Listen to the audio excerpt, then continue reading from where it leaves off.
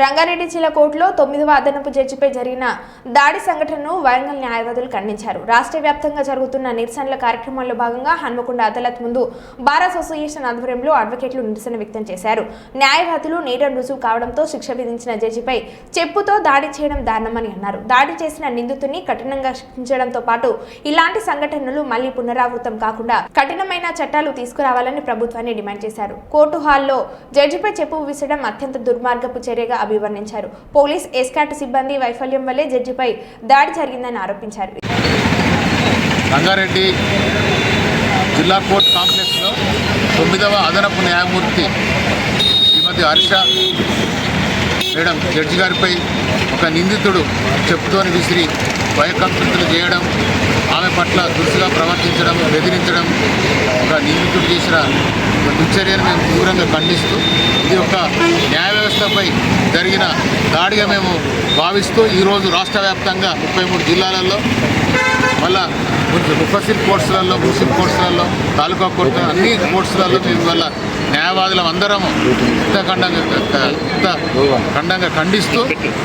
ఖండంతో ఖండిస్తూ ఇవాళ మేము కోర్ట్స్ విధులు బహిష్కరించినాం. ఈ యొక్క న్యాయమూర్తిపై జరిగిన దాడిని తీవ్రంగా ఖండిస్తున్నాం. న్యాయమూర్తుల రక్షణ చట్టాలను, న్యాయవాదులపై జరుగుతున్న దాడులను ఖండిస్తూ న్యాయవాదులు, న్యాయమూర్తుల చట్టాలని ఏర్పాటు చేయాలని కేంద్ర ప్రభుత్వాన్ని, రాష్ట్ర ప్రభుత్వాన్ని విజ్ఞప్తి చేస్తుంది.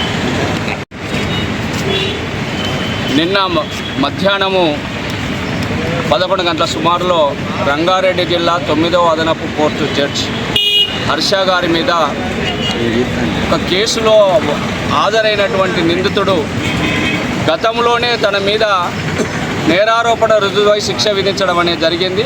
జైలు నుంచే హాజరైనటువంటి ఆ నిందితుడు ఆ జడ్జి మీద చెప్పుతో దాడి చేసి విశ్లేషించడం అనేది జరిగినటువంటి ఘటన న్యాయ సమాజం, మొత్తం సభ్య సమాజం కూడా ఒక అవమానకరంగా భావించాల్సినటువంటి ఘటనగా మేము భావిస్తున్నాం. ఎందుకంటే న్యాయమూర్తిగా ఒక స్వేచ్ఛాపూరితమైనటువంటి వాతావరణంలో విచారణ కొనసాగించాల్సినటువంటి విద్యుత్ ధర్మాన్ని నెరవేర్చేటువంటి వాతావరణం న్యాయమూర్తులకు ఉండాలి. కానీ ఈ ఘటనలు జరగడం మూలంగా ఒక అభద్రతతోని న్యాయమూర్తులు వ్యవహారం చేస్తే అది చట్ట పరిధిలో న్యాయం జరగదు అనేటువంటి తీరు కూడా అర్థం చేసుకోవాల్సినటువంటి అవసరం ఉంది. న్యాయవాదులు కానీ, న్యాయమూర్తులు కానీ వారి వ్యక్తిగత ప్రయోజనాల కోసం పనిచేయడం అనేది ఉండదు. కక్షిదారుల, నిందితుల హక్కుల కోసం మాత్రమే పరిధిలో బాధితుల పక్షం వహించేటువంటి బాధ్యతను, చట్ట పరిధిలో నెరవేర్చేటువంటి, రాజ్యాంగ పరిధిలో నెరవేర్చేటువంటి బాధ్యతలను న్యాయవాదులు, న్యాయమూర్తులు స్వీకరించడం అనేది జరుగుతుంది. కానీ కక్షిదారులు వారి వ్యక్తిగత ప్రయోజనంతోనే ఉంటారు. వారి వ్యక్తిగత ప్రయోజనానికి అనుగుణంగా న్యాయం జరగలేదనే పేరు మీద న్యాయవాదులను, న్యాయమూర్తులను లక్ష్యంగా చేసుకొని దాడులు చేయడం అనేది ఒక దుర్మార్గపూరితమైనటువంటి విధానంగా మేము భావిస్తున్నాం. అందుకే న్యాయమూర్తి మీద జరిగినటువంటి దాడిని మేము న్యాయవాదులుగా కూడా ఇది న్యాయ వ్యవస్థ మీద జరిగినటువంటి దాడిగా భావించే ఇవాళ తెలంగాణ రాష్ట్ర వ్యాప్తంగా ఈ నిరసన కార్యక్రమాన్ని చేపట్టడం అనేది జరిగింది.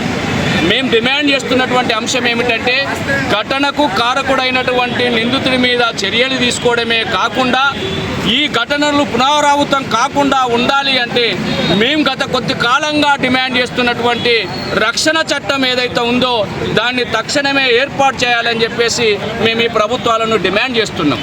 అది మాత్రమే పరిష్కార మార్గము. అది కనుక కాకపోతే ప్రజాస్వామ్య వ్యవస్థకు ఆయుపట్టువైనటువంటి న్యాయ వ్యవస్థే అభద్రతలో ఉంటే ఈ దేశమే అభద్రతకు గురి అయినటువంటి పరిస్థితిగా కొనసాగుతుందని చెప్పేసి ఈ ప్రభుత్వాలను హెచ్చరిస్తున్నాం. నా పేరు తీగల జీవన్ గౌడ్, జిల్లా బార్ అసోసియేషన్ అధ్యక్షుడిని, వరంగల్.